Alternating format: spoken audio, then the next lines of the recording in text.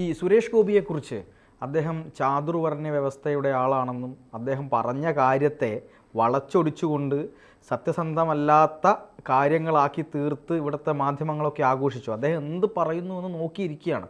ഇപ്പോൾ ആദിവാസി വിഭാഗത്തിൽപ്പെട്ട ആളുകളെ മാത്രം ഒരു നോമിനിയായി മാത്രം മാറ്റി അവരുടെ വകുപ്പുകളിലേക്കൊന്നും തന്നെ ഇത്രയും കാലമായിട്ട് 32,000 കോടി രൂപയാണ് ചെലവഴിച്ചത് എന്ന് പറയപ്പെടുന്നുണ്ട് ആദിവാസികൾക്ക് വേണ്ടി. അപ്പോൾ അദ്ദേഹം ചോദിച്ചിട്ടുണ്ട് ഇതൊക്കെ എന്ത് ചെയ്തു എന്ന് ചോദിക്കുന്നതിനിടയിലാണ് അദ്ദേഹം ഇത്തരത്തിലൊരു പ്രസ്താവന നടത്തിയത്.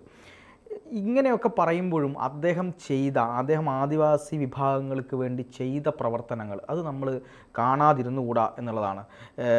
ഏറ്റവും പ്രധാനമായിട്ട് ഈ ഇടമലക്കുടി പോലുള്ള ആദിവാസി ഊരുകളിൽ അദ്ദേഹം കിലോമീറ്ററുകളോളം നടന്നിട്ട് അവിടെ പോയി കാര്യങ്ങളൊക്കെ കണ്ട് മനസ്സിലാക്കി അവർക്ക് ഈ ഫൈബർ വെള്ളം ഉണ്ടാക്കി കൊടുത്ത ഒരു സുരേഷ് ഗോപി.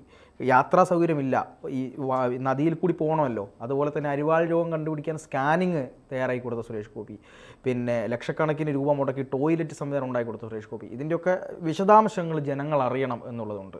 അപ്പോൾ അതുകൊണ്ട് നമുക്ക് അതുകൂടി ഒന്ന് ചർച്ച ചെയ്യാമെന്നാണ് വിചാരിക്കുന്നത്. ഇഷ്ടംപോലെ ഈ ആദിവാസികളെ ഗോത്രവിഭാഗക്കാരെ ചേർത്ത് പിടിച്ചൊരു മനുഷ്യനെ ഇങ്ങനെ ആക്രമിക്കണമോ?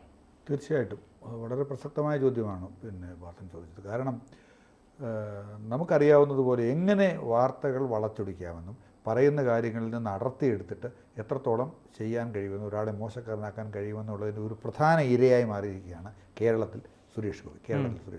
കാരണം അപ്രതീക്ഷിതമായ ഒരു മേഖലയിൽ സുരേഷ് ഗോപി എന്താ പറയുക, ആരും പ്രതീക്ഷിക്കാത്ത വിധത്തിൽ അദ്ദേഹം കേരളത്തിൽ നിന്നും BJPയുടെ ഒരു തിരഞ്ഞെടുക്കപ്പെട്ട MP ആയി. തെരഞ്ഞെടുപ്പിൽ മത്സരിച്ച് MP ആയി. അത് ആദ്യമായിട്ടാണ് അങ്ങനെ ഒരാളാകുന്നത്.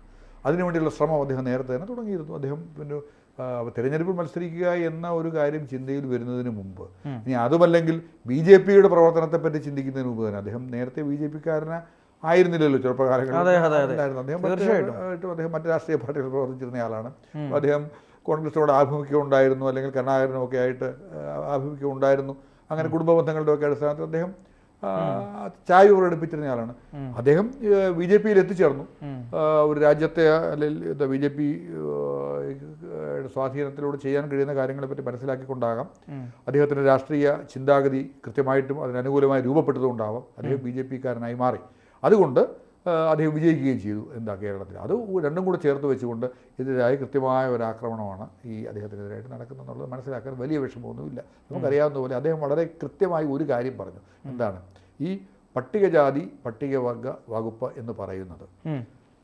ഒരു പട്ടികജാതിക്കാരന് കൊടുക്കാൻ വേണ്ടി മാത്രമേ അങ്ങ് സൃഷ്ടിച്ചു വെച്ചിരിക്കുന്ന ഒരു വകുപ്പാണ്. കേരളത്തിൽ തന്നെ നമുക്കതിന് എത്ര ഉദാഹരണങ്ങളുണ്ട്. വളരെ കൃത്യമാണല്ലോ. ഒരു പട്ടികജാതിക്കാരൻ മാത്രമേ പട്ടിക വികസന വകുപ്പ് കൈകാര്യം ചെയ്യാവൂ. അല്ലെ അവർക്ക് വേണ്ടി ഇങ്ങനെ സംവരണം ചെയ്ത് വെച്ചിരിക്കുന്ന ഒരു വകുപ്പ് വേറെ ആർക്ക് വിധേയത്താൽ അവർക്ക് അപ്പോൾ ആരുടെ മനസ്സിലായിത്തുള്ളത് ഞാൻ ചോദിക്കുന്നതാണ്. അപ്പോൾ ഈ വകുപ്പ് എടുക്കാൻ ആരും തയ്യാറല്ല. എന്ത് വേണമല്ലോ കരുതാൻ അവർ മാത്രമേ ഇതിന് പറ്റത്തുള്ളൂ. അവർ മാത്രമേ ഇതിന് പറ്റത്തുള്ളൂ. അപ്പം ഈ ഒരു രാഷ്ട്രീയ പാർട്ടിക്കും ഒരു സവർണർ എന്ന് പറയുന്ന സമുദായ അംഗത്തെ എന്തുകൊണ്ടാണ് ഈ വകുപ്പ് ഏൽപ്പിക്കാൻ ഇടാത്തത്? അല്ലെങ്കിൽ ഈ വകുപ്പ് കൈകാര്യം ഈ വിഭാഗത്തിൽപ്പെട്ട ഒരാൾ മറ്റൊരു വകുപ്പ് കൈകാര്യം ചെയ്തത് ആഭ്യന്തര വകുപ്പ് മന്ത്രി ആയാലും എന്താ കുഴപ്പം? വിദ്യാഭ്യാസ വകുപ്പ് മന്ത്രി ആയാലും എന്താ കുഴപ്പം? ധനകാര്യ വകുപ്പ് മന്ത്രി ആയാലും എന്താ കുഴപ്പം? അങ്ങനെ ചിന്തിക്കുന്ന പോലും ഇല്ലല്ലോ. ഇനി മുഖ്യമന്ത്രി ആയാൽ തന്നെ എന്താ കുഴപ്പം? കേരളത്തിൽ CPM-നെ സംബന്ധിച്ചിടത്തോളം K. രാധാകൃഷ്ണൻ സ്പീക്കറായിട്ടും മന്ത്രിയായിട്ടും തന്നെ കഴിവ് പ്രകടിപ്പിച്ച ഒരു വ്യക്തിയാണ്. സമർത്ഥനായ ഒരു പാർലമെൻറ്ററിനായിരുന്ന ആളാണ്. അദ്ദേഹത്തിനും കൊടുത്തത് പട്ടിക കൂട്ടത്തിൽ ദേവസ്വം വകുപ്പ് കൂടെ കൊടുത്തെന്നാണ് ഇപ്പോൾ പറയുന്നത്. അത് എന്താ പറയുക, പക്ഷെ പ്രധാനമായിട്ടും പട്ടികവർഗ വികസന വകുപ്പ്. അപ്പം സുരേഷ് ഗോപി ഉദ്ദേശിച്ചത് ആ വിധത്തിലുള്ള ഒരു ചിന്തയാണ്. അതിനിടയിൽ അങ്ങനെ ഒരു കാര്യം ഓർമ്മിപ്പിക്കട്ടെ. ഈ പട്ടികജാതി വിഭാഗക്കാരുടെ CPM മുഖ്യമന്ത്രിയാക്കുന്ന കാര്യത്തിലേക്ക് അങ്ങ് പോകുമ്പോൾ KR ഗൗരിയമ്മ എന്ന് പറയുന്ന ഒരാളുണ്ടായിരുന്നു അവിടെ, ഒരു വനിതാ നേതാവ്, ഇപ്പോൾ ഒരു നേതാവായിരുന്നു. അവര് മുഖ്യമന്ത്രി ആകുമെന്ന ഘട്ടം വന്നപ്പോൾ അവരെ ആക്കിയില്ല എന്ന് മാത്രമല്ല അവർ തന്നെ തുറന്നു പറഞ്ഞൊരു കാര്യം, ഈ ചോവത്തിമാരൊന്നും ഇതാവണ്ട, ജാതി പരസ്യമായി പറഞ്ഞു അധിക്ഷേപിച്ചു എന്നാണ് പറഞ്ഞത്. അവർ തന്നെ പറഞ്ഞു അവരങ്ങനെ ആകണ്ട എന്ന് പറഞ്ഞു. അന്ന് വന്നപ്പോൾ തന്നെ വളരെ കൃത്യമായിട്ട് ഇത് എങ്ങനെ നായനാരെന്ന് ഇപ്പോൾ തെരഞ്ഞെടുപ്പ് മത്സരിക്കാത്തവരെ വരെ കൊണ്ടുവന്ന് ആക്കി ഇങ്ങനെ ആകാതിരിക്കും ഞാൻ പറയായിരുന്നു. അങ്ങനെ ഒരവസ്ഥ. അപ്പോൾ അതിനിടയിലാണ് സുരേഷ് ഗോപി ഇങ്ങനെ അബദ്ധത്തിന് അദ്ദേഹത്തിൻ്റെ വായിൽ നിന്ന് ഉന്നത കുലജാതർ എന്നൊരു പ്രയോഗം വന്നുപോയി. ശരിയാണ്, ഉന്നത കുലജാതറിന് ആൾക്കാരില്ല, നമുക്കറിയാം ഇതൊക്കെ. ഇങ്ങനെയൊക്കെ ആണെങ്കിൽ ഈ മണിയാശാനൊക്കെ നടത്തിയിരിക്കുന്ന 100,000 പ്രയോഗങ്ങൾ എടുത്തു വെച്ച് അദ്ദേഹത്തൊക്കെ വെടിവെച്ച് തോന്നി. അല്ല, അതൊക്കെ നാട്ടുഭാഷയാണ്. അതൊക്കെ നാട്ടുഭാഷയാണ് എന്ന് പറഞ്ഞെങ്കിൽ അതൊക്കെ വേറെ നാട്ടുഭാഷയാണ്. അതൊക്കെ പറഞ്ഞു പോകുന്നതാണ്. സ്ത്രീവിരുദ്ധ പരാമർശങ്ങൾ അതവിടെ നിൽക്കട്ടെ. നമ്മൾ പറഞ്ഞു വന്ന വിഷയം അതല്ലല്ലോ, നമ്മളത് ആനുഷംഗികമായി പറഞ്ഞു പോയെന്നുള്ളതേ ഉള്ളൂ. അപ്പോൾ ഇതൊരു വിഷയം ഇങ്ങനെ ഉണ്ടായി, അദ്ദേഹത്തെ അതിൻ്റെ പേരെ കുറിച്ചുകൊണ്ടിരിക്കുന്നു, അദ്ദേഹം അത് വിശദീകരിക്കാൻ ശ്രമിക്കുന്നു. പിന്നെ ആളുകൾക്ക് കുറേയധികം മനസ്സിലായി അല്ലേ, ആൾക്ക് എനിക്ക് മനസ്സിലാകാത്ത ഒരു കാര്യം വളരെ കൃത്യമായിട്ട് പറയാം. അദ്ദേഹം ആ പ്രസ്താവന പിൻവലിക്കേണ്ട കാര്യം എന്താണെന്ന് എനിക്കിപ്പോഴും മനസ്സിലായിട്ടില്ല. അത് പിന്നെ എന്തെങ്കിലും ആട്ടെ, പിന്നെ അല്ല അദ്ദേഹം പറഞ്ഞു നിങ്ങൾക്ക് ഇഷ്ടപ്പെട്ടില്ലെങ്കിൽ ഞാനത് പിൻവലിക്കുന്നു, അത്ര മാത്രം. അത്രേ ഉള്ളൂ. അതെ. അപ്പോൾ ഈ മനുഷ്യൻ വ്യക്തി എന്നുള്ള നിലയിലും അല്ലെങ്കിൽ അദ്ദേഹത്തിൻ്റെ ട്രസ്റ്റ് ഉണ്ട്, ലക്ഷ്മി സുരേഷ് ട്രസ്റ്റ് എന്ന് പറയുന്നത് അദ്ദേഹം മരിച്ചുപോയ മകളുടെ പേരിൽ അദ്ദേഹം രൂപീകരിച്ചിരിക്കുന്ന ഒരു ട്രസ്റ്റ് ഉണ്ട്. ഈ ട്രസ്റ്റ് വഴിയൊക്കെ ചെയ്തിരിക്കുന്ന ഒരു വലിയ സർവീസ് ആക്ടിവിറ്റീസ്, അതിനകത്ത് ഈ ആദിവാസി ഊരുകളിലൂടെ ഈ ഓരോ ആദിവാസി ഊരുകളും അട്ടപ്പാടിയിലായാലും പിന്നെ നമ്മളീ പറഞ്ഞ ഇടമലക്കുടി ആയാലും ഇവിടെ ഒക്കെ അദ്ദേഹം ചെയ്തിരിക്കുന്ന കാര്യങ്ങളെപ്പറ്റി നമുക്ക് വളരെ കൃത്യമായ ധാരണകളുണ്ട്.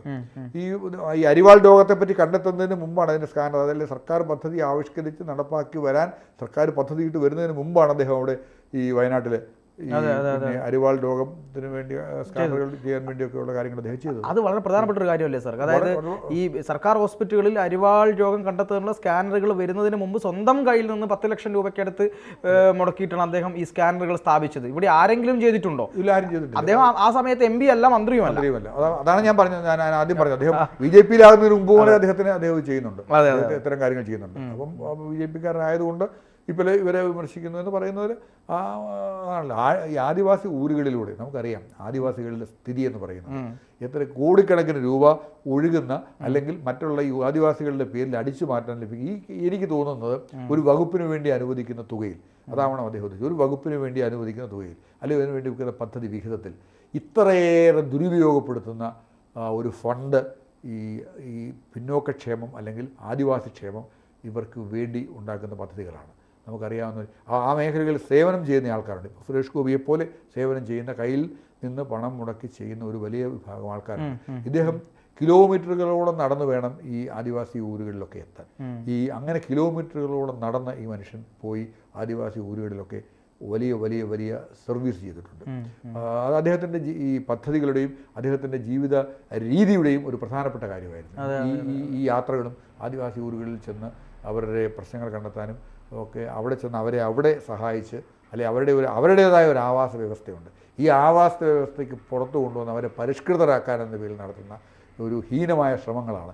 അങ്ങനെ ചെയ്യുമ്പോഴാണ് എല്ലായിടത്തും ഈ നിർമ്മാണ പ്രവർത്തനങ്ങളാണല്ലോ നമ്മുടെ രാജ്യത്ത് ഈ പണമടിച്ചു മാറ്റാനുള്ള ഏറ്റവും വലിയ വികസനം എന്ന് പറയുമ്പോൾ അതിനെ ലളിതമായി കാണാനോ ഒരാൾക്ക് ആവശ്യമുള്ളത് കൊടുക്കാനോ ഉള്ളത് നമ്മൾ കാണുന്നത്. വികസനം എന്ന് പറയുമ്പോൾ തന്നെ വൻ പദ്ധതികളും കോടികളും രൂപപ്പെട്ട് കഴിയും. ഈ പദ്ധതികൾ രൂപപ്പെടുത്തുന്നതിനെ പറ്റിയൊക്കെ നമ്മൾ ചില ആളുകൾ എഴുതിയ കാര്യങ്ങളുണ്ട്. അവരൊക്കെ എന്ന് പറയുന്നത് ഇപ്പം പുറത്ത് നിൽക്കുന്ന ആളുകളായതുകൊണ്ട് നമുക്കത് കൃത്യമായിട്ട് പറയാമെന്ന് പറഞ്ഞു. പറയാമെന്ന് ആർത്തല്ല ഞാൻ പറഞ്ഞത്.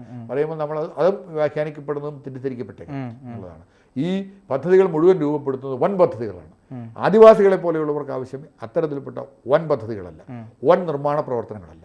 ഇതാണ് അവരുടെ ഇടയിലേക്ക് ഇറങ്ങിച്ചെന്നുകൊണ്ട് അവരെ തങ്ങളോട് ചേർത്ത് നിർത്തിക്കൊണ്ട് അവരുടെ ആവശ്യങ്ങൾ മനസ്സിലാക്കുകയും അവരുടേതായ ഒരു ആവാസ വ്യവസ്ഥയുണ്ട്. അതിലാവശ്യമായ കാര്യങ്ങൾ നമ്മുടെ പുതിയ സമൂഹത്തിൽ, പുതിയ ലോകത്തിൽ, പുതിയ വെളിച്ചത്തിൽ ചെയ്തു കൊടുക്കുകയും ചെയ്യുന്ന ഒരു സംവിധാനമാണ് ആദിവാസികളുടെ ഇടയിൽ ഉണ്ടാകേണ്ടത്. അത് പക്ഷേ നിർഭാഗ്യവശാൽ ഇവിടെ അതല്ല കാണുന്നത്. ഇവിടെ കൃത്യമായി കണ്ടുകൊണ്ടിരിക്കുന്നത് ആദിവാസികളുടെ പേരിൽ ഈ പണം അടിച്ചു മാറ്റുന്ന ഒരു പ്രവണതയാണ്. സുരേഷ് ഗോപിയെപ്പോലുള്ളവർ നേരത്തെ തന്നെ ഇത് മനസ്സിലാക്കിയിരുന്നവരാണ്. അങ്ങനെ മന്ത്രിയാകുന്നതിന് മുമ്പ്, രാഷ്ട്രീയത്തിലിറങ്ങുന്നതിന് മുമ്പ്, MP ആകുന്നതിന് മുമ്പ് തന്നെ മനസ്സിലാക്കിയിരുന്നതാണ്. അങ്ങനെയാണ് അവർ ഈ മേഖലയിലുള്ള സേവന പ്രവർത്തനങ്ങൾ നടത്തിയിരിക്കുന്നത്. ഓരോ സ്ഥലങ്ങളിലും അദ്ദേഹത്തിൻ്റെ വർക്കിൻ്റെ പല ടോയ്ലറ്റുകൾ നിർമ്മിച്ചു കൊടുക്കുക. ടോയ്ലറ്റ് എന്ന് പറയുന്നത് അവർക്ക് ബേസിക്കായിട്ട് ആവശ്യമുള്ളൊരു കാര്യമാണ്. ടോയ്ലറ്റ് നിർമ്മാണത്തെ അപഹസിക്കുന്നവരാണ് ഇവിടെ ഉള്ളത്. വളരെ വലിയ ആയിരക്കണക്കിന് ടോയ്ലറ്റുകൾ ഉപയോഗിക്കാൻ കഴിയാവുന്നിടത്ത് അത് ബേസിക്കായ ഒരു വികസനമാണ്. എന്നിട്ട് അതേ അവർ തന്നെ ട്രോളും ഈ ഉത്തരേന്ത്യയിൽ റെയിൽവേ പാളങ്ങളിൽ ഇരുന്നിട്ട് ഒന്നും രണ്ടും സാധിക്കുന്ന ആളുകൾ ട്രോളും. നിങ്ങൾ പോയി കഴിഞ്ഞാൽ ഇങ്ങനെ കാണുന്നത് പറയും. അത് പരിഹരിക്കാനുള്ള ഫലപ്രദമായ ഒരു സംവിധാനം രൂപപ്പെടുകയും അത് നടപ്പാക്കപ്പെടുകയും ചെയ്യുമ്പോൾ അതിനെ ആ ആക്ടിൽ തന്നെ പക്ഷേ ജനങ്ങൾ തിരിച്ചറിഞ്ഞു. അത് വേറൊരു വിഷയം. ഞാൻ പറഞ്ഞ അതുകൊണ്ട് തന്നെ തിരഞ്ഞെടുക്കപ്പെടുകയും ചെയ്ത ഒരവസ്ഥ ഉണ്ടായി. അതവിടെ നിൽക്കട്ടെ. അപ്പോൾ ഇവിടെ നമ്മൾ കാണുന്നത് ഇതാണ്. കൃത്യമായിട്ടും ഈ അവരുടെ ഇടയിലേക്ക് ഇറങ്ങിച്ചെന്ന് അവരിൽ ഒരാളായി ജീവിക്കാൻ ശ്രമിച്ച ഒരു മനുഷ്യൻ, അദ്ദേഹം വളരെ കൃത്യമായ ഒരു നിരീക്ഷണം നടത്തി. ആ നിരീക്ഷണം എന്ന് പറയുന്നത് എങ്ങനെയാണ് അപഹസിക്കപ്പെടുന്നതെന്നും ആ മനുഷ്യൻ എങ്ങനെയാണ് പരിഹസിക്കപ്പെടുന്നതെന്നും നമ്മൾ കണ്ടുകൊണ്ടിരിക്കുന്നത്. നമ്മുടെ സുരേഷ് ഗോപിയെ ആവശ്യത്തിലേറെ ന്യായീകരിക്കേണ്ട കാര്യമൊന്നും നമുക്കില്ല. അദ്ദേഹം വിമർശനാതീതനുമല്ല. അത് വേറൊരു വിഷയം. പക്ഷേ ഇക്കാര്യത്തിൽ അതായത് ചെയ്യുന്ന കാര്യങ്ങൾ പറയണം. അദ്ദേഹം ചെയ്തിരിക്കുന്ന സർവീസ് മനസ്സിലാക്കണം, അദ്ദേഹം ചെയ്തിരിക്കുന്ന കാര്യങ്ങൾ നമ്മൾ മനസ്സിലാക്കണം, അതനുസരിച്ച് ഇത്രയേറെ പരിഹസിക്കപ്പെടുകയും അപഹസിക്കപ്പെടുകയും ചെയ്യാൻ അദ്ദേഹം ഒരു തെറ്റും ചെയ്തിട്ടില്ല. അതെ സാർ, അതിൽ അദ്ദേഹത്തിൻ്റെ സന്തത സഹചാരിയും ഒരുപാട് കാലമായി അദ്ദേഹത്തിനോടൊപ്പം നിൽക്കുന്ന ആളുമാണ് ഈ ബിനു പുളിക്കക്കണ്ടം എന്ന് പറയുന്നത്. നമ്മുടെ എനിക്ക് തോന്നുന്നു കോട്ടയംകാരനാണ് അദ്ദേഹം ഈ വിഷയത്തിൽ അദ്ദേഹം ഒരു ഫേസ്ബുക്ക് പോസ്റ്റ് ഇട്ടിട്ടുണ്ട്. അത് നമുക്കൊന്ന് ജസ്റ്റ് പ്രേക്ഷകർക്ക് വേണ്ടി ഒന്ന് വായിച്ചു പോവാം. അതായത് ഒരു രാജ്യസഭ MP ആവുന്നതിന് മുമ്പ് തന്നെ സ്വന്തം കയ്യിലെ ലക്ഷക്കണക്കിന് പണം മുടക്കി മൂന്നാർ ഇടമലക്കുടിയിലും അട്ടപ്പാടിയിലും ആതിരപ്പള്ളി മേഖലകളിലും അടക്കം ആദിവാസി മേഖലകളിൽ ചെയ്ത നല്ല കാര്യങ്ങൾ നിരവധിയാണ്. ഇടമലക്കുടിയിലെ ആദിവാസി ഊരുകളിൽ കുടിവെള്ളം എത്തിക്കാനായി അദ്ദേഹം ചെലവഴിച്ചത് ഏകദേശം 15 ലക്ഷത്തിലധികം രൂപ ഞാൻ വഴിയാണ് പൈപ്പുകളും അനുബന്ധ സാമഗ്രികളും പാലായിൽ നിന്നും കൊടുത്തയച്ചതെന്ന് അദ്ദേഹം പറയുന്നുണ്ട്. അതുപോലെ യാത്രാ സൗകര്യമില്ലാത്ത ഇടങ്ങളിൽ രോഗികളായ ആദിവാസികളെ ആശുപത്രികളിൽ എത്തിക്കാനുള്ള പല്ലക്കടക്കമുള്ള സംവിധാനങ്ങൾ ഒരുക്കി കൊടുത്തത്, ആദിവാസി ഊരുകൾ ദത്തെടുത്ത് അവിടെ ജീവിത സൗകര്യങ്ങളും വിദ്യാഭ്യാസത്തിനുള്ള കാര്യങ്ങൾ ഏർപ്പാടാക്കിയത്, ഇതിൽ ഭൂരിപക്ഷ ക്ഷേമ പ്രവർത്തനങ്ങളും സുരേഷ് ഗോപി സ്വന്തം കയ്യിൽ നിന്ന് പണം എടുത്തുകൊണ്ടാണ് ചെയ്തതെന്ന് പറയുന്നുണ്ട്. ഇടമലക്കുടിയിൽ 8-10 കിലോമീറ്ററുകൾ കൊടുംപനത്തിലൂടെ ആനത്താരയിലൂടെ യാത്ര ചെയ്ത് ഊരുകൾ സന്ദർശിച്ച് അവർക്കൊപ്പം ഭക്ഷണം കഴിച്ച് അവരുടെ ആചാരങ്ങളിലും ആഘോഷങ്ങളിലും പങ്കുകൊണ്ട പല അവസരങ്ങളിലും ഞാനും സുരേഷ് ഏട്ടനൊപ്പം ഉണ്ടായിരുന്നു എന്ന് പറയുന്നുണ്ട്. അതുപോലെ തന്നെ BJPയുടെ ഭാരവാഹികളെല്ലാം ആ സമയത്തുണ്ടായിരുന്നു, ഇവരെ കൂടെ ഉണ്ടായിരുന്നു. ആതിരപ്പള്ളിയിൽ ആദിവാസികൾക്ക് ചാലക്കുടി പുഴ കടന്ന് വനത്തിലൂടെ ഊരുകളിലേക്ക് പോകാനായി ഫൈബർ വള്ളങ്ങൾ വാങ്ങി നൽകിയിട്ടുണ്ട്. അട്ടപ്പാടിയിൽ 2013 ലക്ഷ്മി സുരേഷ് ഗോപി ട്രസ്റ്റ് വഴി 8 ടോയ്ലറ്റുകൾ പണിത് നൽകി. 2014 സ്വച്ഛ് ഭാരത് വരുന്നതിന് മുമ്പായിരുന്നു ഈ കാര്യം, സാർ നേരത്തെ പറഞ്ഞതുപോലെ. ഇടമലയാർ പ്രദേശത്ത് പൊങ്ങിൻചോട് ആദിവാസി ഊരിൽ 35 ടോയ്ലറ്റുകളാണ് സ്വന്തം പണം ഉപയോഗിച്ച് പണി കഴിപ്പിച്ചത്. ഇതിൽ 2-3 എണ്ണം ആനകൾ തകർത്തു. ഇവിടുത്തെ ആദിവാസികൾ അന്ന് ആദ്യമായിട്ടായിരുന്നു ടോയ്ലറ്റുകൾ കാണുന്നത്. വയനാട്ടിൽ പിൻകാലത്ത് ഗവൺമെൻറ് ആശുപത്രിയിൽ സ്ഥാപിക്കുന്നതിന് മുമ്പേ അരിവാൾ രോഗം കണ്ടുപിടിക്കുന്നതിനുള്ള സ്കാനിങ്ങുകൾ അദ്ദേഹം 10 ലക്ഷം രൂപ സ്വന്തം ചെലവിൽ അദ്ദേഹം നടപ്പിലാക്കിയിട്ടുണ്ട്. ഇത്തരത്തിൽ നിരവധി കാര്യങ്ങൾ ബിനു പുളിക്കക്കണ്ടം പറഞ്ഞു പോകുന്നുണ്ട്. ഇത്തരത്തിലുള്ളൊരു മനുഷ്യനെയാണ് അദ്ദേഹം സാറ് പറഞ്ഞതുപോലെ ഉന്നതകുല ജാതൻ എന്നൊരു പ്രയോഗം മാത്രം എടുത്ത് ബാക്കി കാര്യങ്ങളൊന്നും പുറത്തു വിടാതെ വളച്ചൊടിച്ച് ഈ രീതിയിലാക്കുന്നത്. ഇത് സത്യം പറഞ്ഞ സാറേ ഒരു കാര്യം കൂടി പറഞ്ഞ് നമുക്ക് അവസാനിപ്പിക്കാം. അതായത് തൃശ്ശൂരിൽ സുരേഷ് ഗോപി ജയിച്ചു, ഇതിനുള്ള ചുരുക്കല്ലേ ഇത്? തീർച്ചയായിട്ടും അപ്രതീക്ഷിത, ഒട്ടും പ്രതീക്ഷിച്ചില്ല. നമുക്കറിയാം ഈ ചില മാധ്യമപ്രവർത്തകർ ഇപ്പോൾ ഈ ചമ്മിയിരിക്കുന്നത് നമ്മൾ കാണുന്നുണ്ടല്ലോ. അദ്ദേഹം ഈ ഒരു പത്രസ്ഥാപനത്തിന് ന്യൂസ് മേക്കറായിട്ട് തെരഞ്ഞെടുത്തപ്പോൾ നമ്മൾ കാണുന്ന കാര്യം അവർ തന്നെ പറഞ്ഞായിരുന്നു ഒരു കാലം. ഇതാണ് സംഭവം.